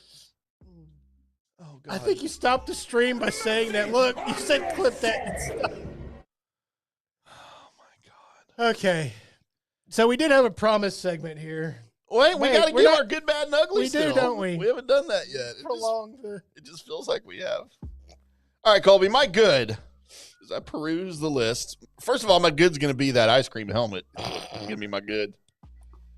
I'm going Christine Baranski. Okay. Is my good. My bad, Neftali Feliz. Wow. Yeah, screw that guy. Yeah, that's over Paul George, Pat McAfee, Kyle Busch. That is dumb. My ugly, The Rock. That's not a handsome man. Okay. He needs hair. I mean, he's had hair and he didn't look good with it. And less tattoos. He's had less tattoos and it didn't look good with it. He needs to fix that eyebrow. Whatever's wrong with that eyebrow. That's his thing. That's always been his thing. So there you go. It's broken is what it is. All right, so my good is Dwayne "The Rock" Johnson, even though what you did to Black Adam was not great, sir. Bladham. What did he do to Black Adam? In the middle of the movie, did one of my favorite characters in comic books wrong. Oh. You know what? I'll slowly explain this for everybody that's seen Black Adam, in case I haven't already said this before. Dr. Fate, very intelligent. Probably, if in my brain, if you were to have a fight between him and Doctor Strange, like you were to cross universes, Fate would win. And why is the volume up on that TV? Because it just reset itself. Okay. So Fate would win anyway. And he's got the knowledge of like all the gods in the side of order in his head, basically. That's his thing. And he dies because he sacrifices himself for his friend who's Hawkman, which Hawkman, his big superpower, besides the fact that he has wings, is he doesn't die. He just comes back again as a child and lives his life again. So there doesn't have to be a sacrifice. There doesn't have to be a sacrifice. And they just had that in the movie. And I didn't like walk out or stop playing the movie at that point, but I thought about it. That was stupid. So there you go. My reason behind that. But yes, Dwayne "The Rock" Johnson is my good. My bad is I've got to give that to Kyle Busch, mainly because you're a NASCAR. Not the favorite thing that I've ever IndyCar ever experienced is NASCAR. I know I look like the guy that should enjoy NASCAR. I just don't. I think if they were to have NASCAR teams, like city teams, no, that would make me be to have our own like Dallas team. Well, we kind of did, and you didn't pay attention then. Are you even aware that Roger Staubach and Troy Aikman owned a NASCAR team? I am, but all they needed to do was call it the Dallas whatever, and I would have been great. I mean, they were called Hall of Fame Racing. Yes. I wasn't just going to... Failed miserably. So, but I'm talking about like every place. Yeah, I know what you mean, yeah. Like they represent an area of people, right? And now you've got a hometown racer. Yeah. I'm in then. No, I'm still out. I am in at that point. Now you have somebody to root for besides just individuals. Like you feel like... I root for teams. Huh? I root for the teams. Yeah, so you've lost me. It's just... There's NASCAR teams. I understand there's NASCAR teams, but you just have a racer that you're a fan of. No, I'm fans of teams. Actually, and you know what? There's some teams that I like, and I hate the drivers on the team. I mean, that's a thing for me in Formula One, IndyCar, and in NASCAR. Anytime I've ever had somebody describe to me, their favorite whatever, it's always been one guy. Like my dad was a Jeff Gordon guy. Right. Loved Jeff Gordon because he pissed everybody else off. So for some reason, I like Jeff Gordon. So he stole my wife. So there you go. And my ugly on this list is I'm going to go with Big Boss Man. I need to look him up. Yeah. Big. Somebody on the chat said he looked like that. I look like him. The Big Boss Man? Yeah. If you had on some mirrored shades and yeah, it was Mike that said Johnny Unitas cut. Yeah. When you set your watch by? Yeah. Yeah, you could probably pull that off. Oh, did he have the buzz? Yeah. Oh, he looked straight like your 80s military cop. That's what he looked Mike like. said earlier when we were talking about him, he looked similar to Tim. Yeah, I can see that. Oh, all right. Isn't there's somebody my kids always, a wrestler my kids always tell me I look like? Is it Big Show? Well, is that one of them? Well, it's the Big Show. I mean, kind of. Is that? You've got the beard and head shape like that's who they said. There's also a video game character that they describe to me all the time. Is it something War? The God of War. God of War. There's no actual shot that you look anything like that guy. Yeah, they always say, Dad, this would be you if you'd lose a few pounds. No, and gain is about as much muscle as you lose. That's easy to do. That's really not. That was my goal back when I was total physical fitness, Colby. Yeah. Was that I was going to try and put on enough muscle to play that guy as Halloween. I just couldn't stack on more muscle than what I was doing naturally. Right. Not without like using some enhancements, which I wasn't going to do because old people shouldn't do that. It's a young. So, for instance, like here, I'll throw this up on the screen real quick. This picture of whatever the character's name is here. I don't think it's Snoopy. Okay, that's what I want to call him. Like this is similar to the picture that the kids always show. I keep doing that. What's happening? Oh, here we go. So this guy here. I might paint my face like that. Kratos? Yes. That's Kratos. Yeah. And no, there's no you I see it. You have no shot. I mean, I'm cooler. No absolute shot. I could get a shoulder like that. No, you couldn't. I don't even think I just need to do some of this. With the right amount of performance enhancing concoctions, I don't think you could ever get there. I think I could. No, I'm not disciplined enough. There's no flipping way, Tim. Why is this called Ragnarok? I thought Ragnarok was Thor. God of War, Ragnarok. God of War it's a video game that deals with a lot of mythology, and Ragnarok is a big deal in mythology. So I thought that was just Thor. It's not. It's an actual Ragnarok mythology would be the same as like if you were looking at Christianity, you're talking about Revelations. Okay. That's Ragnarok. Oh, okay. Pretty much. So like the end of everything and maybe a beginning, and it's just the explosion of it's Ragnarok. Pretty much if something's happening and you equate it to Ragnarok, it's all going to hell. Okay. So I got you. So there you go. Oh, and I said my ugly was Big Boss Man. So there you are. You got it. All right, Colby. So there is my good, bad, and ugly. If you had good, bad, and uglies that disagreed or had different good, bad, and uglies, and you didn't type them in the chat and Tim didn't look at them, then you don't checking them. All right. Mike's with us the whole way, Colby. Mike's throwing everything up there. He had some comments on the Cowboys and Tom Landry and Jerry Jones. He wants to know what's going on with Mike Vrabel. Colby doesn't follow that story. He's not aware that there's a Mike Vrabel story. I mean, I'm aware now because you told me there was one. I just don't really care who he's dinging, who he's boinking Diana Rossini. He wants to know who the defensive coordinator is of the Dallas Cowboys. That would be Christian Parker, who is a first-year coordinator and a first-year coach under the Cowboys. He said, dip Oreos in milk. The answer to that, sir, is no. That will never happen again for me because Colby made me try it for the first time in my life, and I gagged and almost threw up because it's disgusting. It's not. You're stupid. He also says defense is overrated. I dispute that, sir. Score 30 points and win. Well, yeah, but what if your defense allows 35 or 40 points? That's what was happening. That's what happened to the Cowboys last year. So Yeah, so Mike's been with us the whole way here, man. Congratulations. Appreciate you, Mike. Yep, looking at you.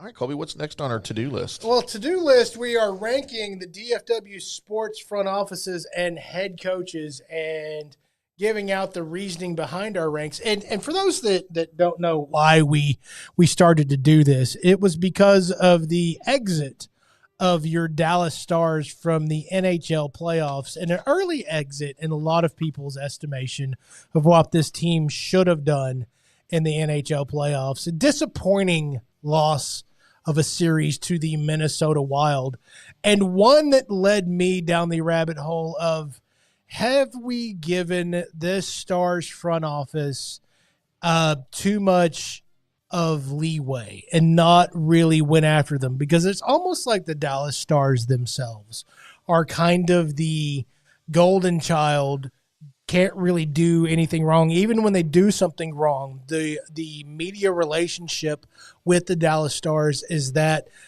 you still want to cheer like they're the good guys instead of going after them sometimes like they may have delivered this onto themselves. Yeah. And because of that, I did want to try and get into, you wanted to go ahead and bury this Dallas Stars team, which I think you could have buried them at the beginning of this playoffs and maybe even buried them midway through the season. You could see this thing wasn't going to happen right as things were showing on the ice. And I wanted to bury a couple of individuals, like maybe possibly for good. One is the guy that we have between the pipes. I think time has passed you by.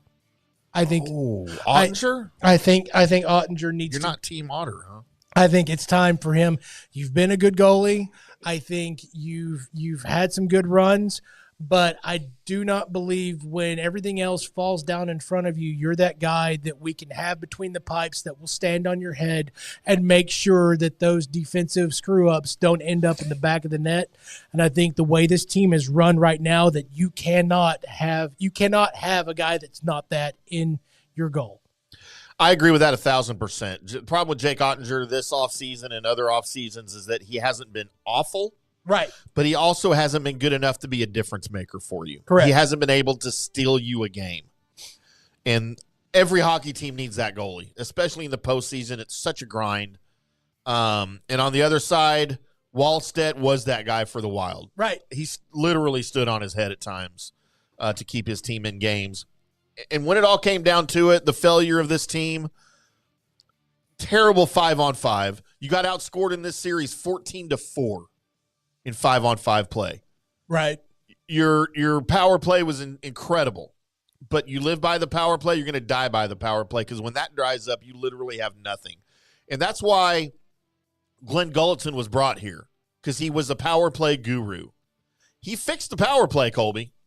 Broke everything else, including maybe Jake Ottinger, because this team was horrendous in even strength. And I said it when he was hired. I was not a fan of the Glenn Gulletson hire. I think this was a horrible hire. Optimistic Colby, when it happened, was like, yeah, I'm not sure about it.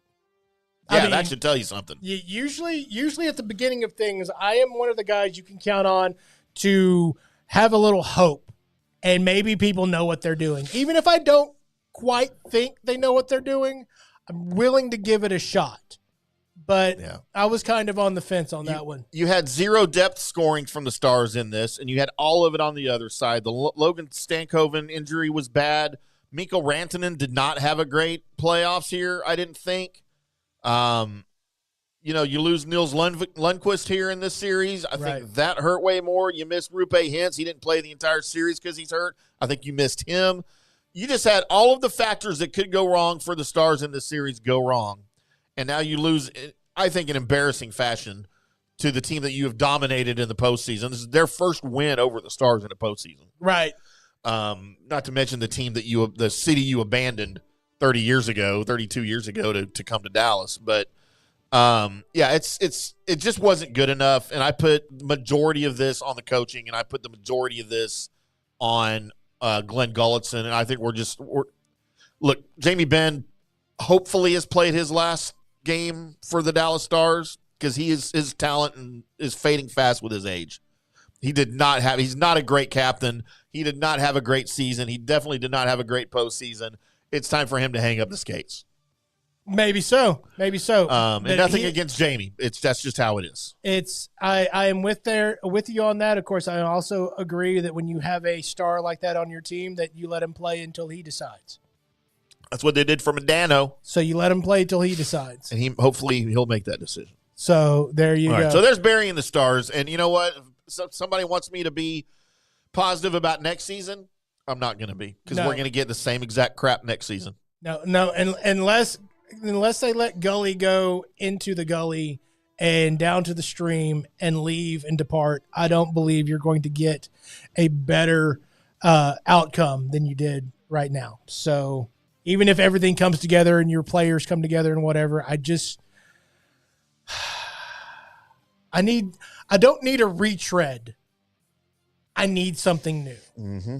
Just that. So there you are. So with that, it leads us into, we're going to start off with front offices and then make the list again of just the coaches. Okay. So our front offices of the four major sports, we're not going to add in any of the other guys to really make this lengthy, because hell, you might end up thinking that some of the not of the four majors might be run a little better than the four majors, which is usually the case. So, but we're not going to get into all that. But the four major sports, I guess I'll start this off with, we're going to go 1 to 4 or 4 to 1? Let's go 4 to 1. And we'll go 4, and then I'll go my 4. Gotcha. At number 4, the worst front office in DFW goes to the new front office, because we don't know what you're going to do, and previously we've seen nothing but trash from this thing. I'm going to go with the Dallas Mavericks. Interesting, Colby, because I also have the Mavericks at number 4 on my front office list. Now, with the changes that have been made, we don't know exactly what they're going to end up doing, but because they don't have a GM right now. Right. Yeah. So as of right now, and because of previously you let Nico Harrison do stupid, I'm not even getting into it. You get. Yeah, we don't have time for that segment. And also the ownership of the Dallas Mavericks. You guys suck. I still think Nico was right. I wish nothing but nothing for Failure. You. Nothing. I just don't want nothing to happen. When there's a new GM here for you, because I've got my different parameters when I'm going to be back on board with the Mavericks. Michael Finley is in the discussion, obviously. Right. There's other people that are probably a better decision than Finley, but Finley's a name. When they finally announce that, are you going to be fully back in? Are you going to be able to move on from the Nico thing? What's it going to take, or is it going to take ownership of the new ownership, Adelson, selling the team again for you to be fully back in? I can compartmentalize between ownership and the evils and just downright stupidity of that group to what the GM does. Okay. So I love my Dallas Mavericks, but I can move forward if the people making the decisions are smart enough to not make my team a laughing stock. Okay. So yeah. All right, you got a number 3 for front office.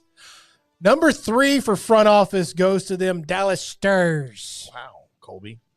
I also have the Stars at number 3. I think it's time. I think it's time to realize that we need maybe a change of pace. Oh, are you done with Jim Neal? I think so. Oh, I think so. And the reason is because it seems like we're getting the same thing every single time.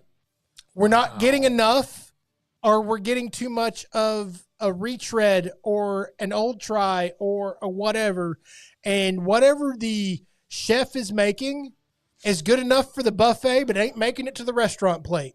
And if he's the chef that's making all of that, I'm getting tired. I'm getting tired of almost having a good 5-star Michelin meal, right? It's not happening. 3-time general manager, NHL general manager of the year for the Stars, including last year. He just won it. Yeah. But I can't disagree with you. I love Jim Neal. I love his background in hockey. He came from the Red Wings organization, of course. Right. and he's done some really, really good things. But the most recent head scratcher for me was the hiring of Glenn Gulletson. I don't get it. And I don't know that I understand the firing of Pete DeBoer. I guess I can appreciate it because we've heard stories about DeBoer wearing out his welcome and not getting along with players. I get it. And if that forced your hand where you had to let him go to save the positive mentality of your team, then I get it. So be it. But Glenn Gulletson, I don't. Walked out to the for sale bins, the clearance aisle, and said, "I need a coach." Apparently he did. So, all right, who you got at number 3, Colby, in front offices? Number 3, front offices, and or 2, I guess we're on 2. Yeah, we're on 2. Number 2, front offices will go to the Jones family. Okay. Recent uptick back up this list, maybe more cause to the failures of the other teams, but also I like where this thing's going, man. Okay. I like we talked to Wooly Bully about. It feels like there's a change in momentum on who's driving this boat. And it might be the guys that are on the sidelines and not the guys that are up in the booth. Right. And it's starting to feel like this thing's getting to be turned around. And I like the way that's going. I like the feel of that. And quite frankly, I think it's nothing but positive. So my number 2 on the list are first place Texas Rangers. Okay. I like what Chris Young has done since John Daniels has left. Yep. I think he's really put a stamp. Of course, the World Series helped in 2023. I'm reserving the only reason he's not at number 1 on the list for me, I think, is because I still got to see how the Skip Schumacher hiring pans out. I'm a little iffy on that. As far as putting together a roster, I still think there's a lot of holes. Right. I don't know that he's excelled in that in the last 2 years. How much of that comes down to how much are his hands tied by ownership with salaries? We kind of don't always know all of that. So I have him placed very highly just behind who I have the best front office in town as the Dallas Cowboys. I recognize all of that. The reason why you're number 1 in my book for front offices is because you're the most recently to hand us a trophy. Okay. And because of that, I believe that once you do that, you can do no wrong for a set amount of years. Like 5 probably. Yeah. Yeah. And you're still within that window for me. So makes perfect sense. You're number 1. Now it's time for our list of coaches. Yep. You want me to go first on these? Sure, go ahead. Colby, my number 4, for the reasons I just spouted out as we buried our Dallas Stars, my number 4 head coach in town is Glenn Gulletson, for all of the reasons we just talked about. Gotcha. All the reasons we just talked about. Can totally understand that. My number 4 is the Dallas Mavericks, Jason Kidd. Wow. After the realizations that one of the main people that was in Nico Harrison's ear on the deal of trading Luka Doncic for what turns out to be what might end up being a good amount of stuff once you get done with it. Uh-huh. Still not great. Nope. Still not great. Enough. Still not enough. Still not enough. No. And the guy wanted to be here, and he was the star of everything, and you asshole. I tried to tell you Kidd was involved in this very early on. Jumped in, and we now know that you were part of it. I want Jason Kidd to be removed as the head coach of the Dallas Mavericks yesterday. I want him gone. You're on board, Colby. Thank God. I want him gone. I've been on Jason Kidd's side during a lot of this and the meanders and back and forth throughout the playoffs and the travels to the finals. Yes. I've been on your side, but after I found out what an actual jackwagon you are as far as your thoughts on how to build a basketball team and one of the people that helped ruin my Mavericks team, I want you gone. Please get out. Please leave. Appreciate what you did for that championship team. Appreciate what you did as a draft pick for the Dallas Mavericks. Don't let the door hit you where the Lord split you. Get the fuck out. We're going to have some fun this NBA season, Colby. I might be following the NBA and the Mavericks more closely than ever now, knowing that you're on my You're on my ride with Jason Kidd as a terrible coach. Leave. Yes. Well, Colby, my number 3 are the Dallas Mavericks. Mm-hmm. For pretty much all those reasons. I didn't like the Jason Kidd hire from day one. I don't think he's a great coach. He's one of my all-time favorite Mavericks, maybe my second all-time favorite Maverick. And I'm here for him as Jason Kidd, the player. He helped us win a title as a player. But as a coach, he has done nothing in this league ever to make me think he can ever win a title, including losing to the Boston Celtics. Just getting manhandled that series. They were way outcoached. That team was just better. Oh, they were. They were better. Just better. And there was nothing your savior saint, Luka Doncic, or anybody else on that team. Or Kyrie Irving. Yeah. Nope, they got shut down. Who's your number 3? My number 3, of course, is Gully. Okay. And the only reason why you're number 3 is because I've had a recent epiphany about number 4 being god-awful. By default, you're number 3. You got to be number 3, not because you're good, but because you're better than the guy that I said at number 4. That's the only reason. That's the only reason you got number 3. Colby at number 2 on my list of DFW's best coaches.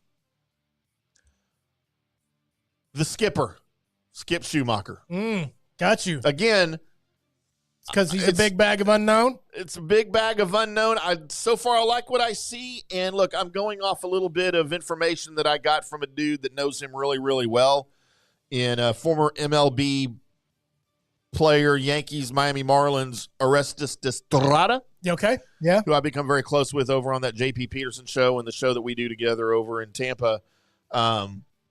Knows Skip really well from his time in the Miami organization. And he thinks Skip's going to do well here. And that's all I hear. That's all I hear, and I have nothing to dispute it. But my lack of knowledge into it, like, I'm excited that he's here. I'm excited that he's here. He's a young coach. He helps develop players, which this team needs because we got a lot of young players. So he's not enough to slot into my number 1 because I think my number 1's doing an amazing job. But number 2 is Skip for me with the Rangers. That's right here with me as well. Skip, you as the Schumacher who might need to go like race cars too, because that's all I think about the Schumacher name. But all I hear is that how awesome you are, and I haven't really had a chance to be up close and personal with the guy and really get to see anything what he does. So all I get to see is what's on the Rangers network. Yep. By the way, go ahead and catch that Mike Bassick doing those television broadcasts, doing an awesome job. So you go kick ass over there, Mike Bassick. But as far as him and what he's doing, all I got to go on is that people tell me he's awesome. So that's obviously better than Gully, and that's definitely better than Jason Kidd. So that's why he's number 2. That's why he wins. That's why he wins. And Colby, my number 1, year 1, 7-9-1. Also, while dealing with a historically bad defense, and he still somehow scrambles 7 wins out of that, along with a tie. My number 1 coach in the area is Brian Schottenheimer.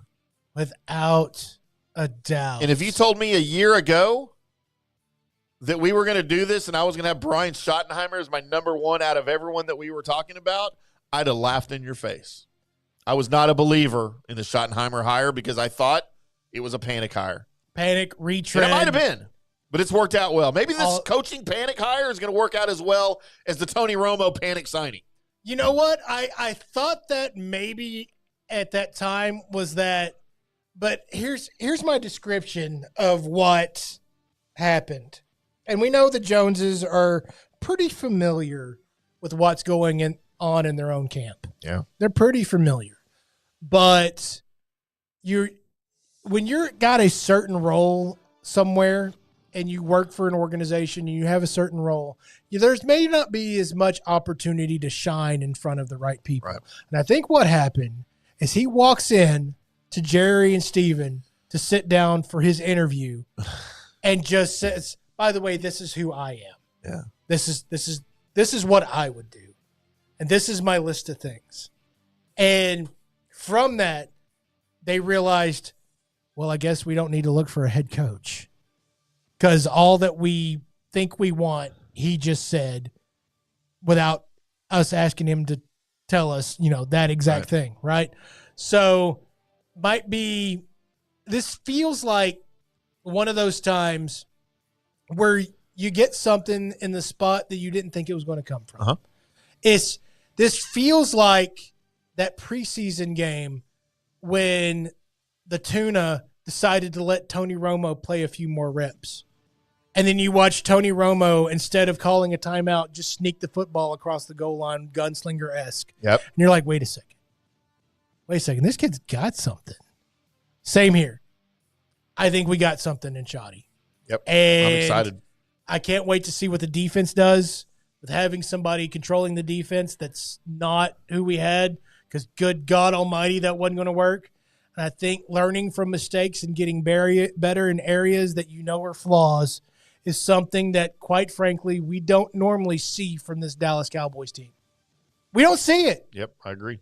You can spot the flaws, and then you'll come back the next season, and guess what? They're the same flaws. How many years in a row have we watched the Dallas Cowboys and thought, oh, hey, they can't stop the run. And then they can't stop the run the next year. And then they can't stop the run the year after that. Then they can't stop the run the year after that. It's because they don't learn. Looks like this team's learning, everybody. Looks like the front office is learning a little bit too. Getting a little excited about that. So there you go. There is our list of the GMs, or the office management, and our list of the actual guys behind the whole team, the coaches. Yep. Yeah. So It's a good list. I thought we would differ more. We really didn't differ that much. No. In fact, I probably surprised you where I had Jason Kidd. Yeah, 100%. Mm-hmm. I thought he'd be number one for you for sure. Nope. Not a shot. Not after the revelation that he was in on everything. Because when it first happened, and of course he saw how everybody was acting, yeah, he was like, oh, no, that wasn't me. Come to find out, yeah, no. I told you he had to be in on that when this went down. I said, Jason Kidd probably had something to do with this because they never got along. Right. Well, but, it was just a guess on my part, but it was right. So that's the other thing. If you were when he said it wasn't me, I thought, oh crap, Nico's really going. He went rogue. Really went off the handle, right? But now it's like, no, he knew and he was in on it and he was all for it. That makes me even more upset, because then you should have said that at the beginning. Because he lied the first time. You should have said that at the beginning. You should have been, yes, no. I sat back and I agreed that, he's a good player, but it was time to move on because, I couldn't get more out of the player. Come right out and say it instead of letting it come through the background noise, right? Like a bad political camp. Yeah. No, be an effing man and say what you mean and say what you have to say, and don't lie about it. And the fact that it came out like that, that's even worse. Yep. Then you're the guy behind the whistle of my basketball team. Don't need to be it anymore. Who else is he going to run out of town? Huh? Who else is he going to run out of town? I mean, Nico's gone. Right. So he ran Nico out.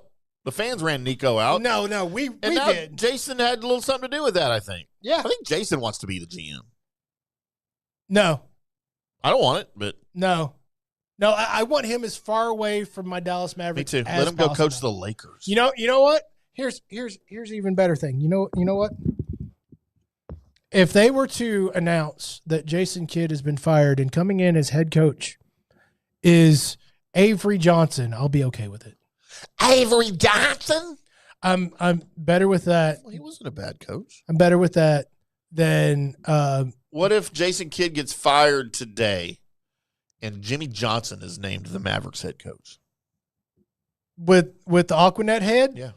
Huh. I mean, really and truly, you could be like, we have let go of Jason Kidd here at the Dallas Mavericks, and the new head coach of your Dallas Mavericks is Juan Pablo Montoya. I think I'd be okay with it. I hate him. I would be okay with it. Worst. In fact, Colombian if the assistant head coach was Juan Pablo Montoya and a trained monkey. By the way, for those of you that don't know, Juan Pablo Montoya is Colby's default. It is. It is. F1 and IndyCar driver. It is. What about the ghost of Dick Motta? just a floating hat over there. What if it's a gimmick the whole time? They don't actually have a head coach. They just have a fishing line hanging from the string, and it's just a hat that's going back and forth. Hat. You're just doing bits. You know what? I would be down with a bit as a head coach over Jason Kidd. Instead of Jason J. Kidd. Nobody actually doing anything. Let's do player coach. Can we do player coach? Let's just do that. Let's have Will Ferrell out there. That'd be great. Look, we're up against it. It's time to say goodnight. So, Tim, I'm going to throw it to you for you to dismount this horse so we can let everybody get back to their day. This has been your Saturday Colby Sapp IndyCarTim Show right here on FanStream Sports. We are live coming at you from the FanStream Sports studios in North Dallas every Saturday, noon to 2 Central. Also emanating across the country, border to border and coast to coast along the FanStream Sports Network. Always on demand at fanstreamsports.com. Find our back episodes over there as well as our current ones. Mm-hmm. Check out our YouTube channel. Subscribe to us on all the social medias. Friend us wherever you find us. If you see us at the bar, buy us a beer, buy us a house or a car, whatever it is that y'all do out there. Until next time, boys and girls, I'm Tim. That's Colby. We'll see ya.